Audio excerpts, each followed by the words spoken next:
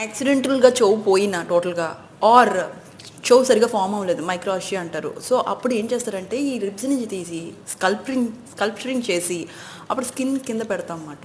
పెట్టిన తర్వాత దాని చుట్టూ ఏమంచి ఫ్రేమ్ వర్క్ ఫార్మ్ అయిపోతూ ఉంటది.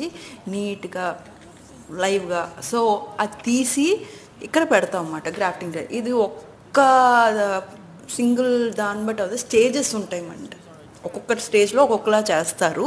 So, it is very useful technique. Especially ఏంటంటే పిల్లలకి పుట్టిన తర్వాత కొంతమందికి అసలు చెవు ఉండదు. మైక్రోఆస్టియా అంటారు. ఎనాస్టియా అంటారు. అంటే ఏంటంటే చెవే లేకపోవడం బయట, ఆ చెవు చిన్నగా ఫార్మ్ అవ్వడం. అప్పుడు ఏం చేస్తారు వాళ్ళకి కూడా ఇది చేస్తామండి. కానీ ఒక్క ఆపరేషన్ కొంచెం ప్రొసీజర్స్ 2, 3 ప్రొసీజర్స్ ఉంటాయి. కానీ this is very useful technique. Very useful technique ఎందుకు అంటే మన ఓన్ గ్రాఫ్టే తీసుకుంటున్నాం కదా! రిజెక్షన్ రేట్స్ తక్కువ. చూడ్డానికి చాలా బావుంటది.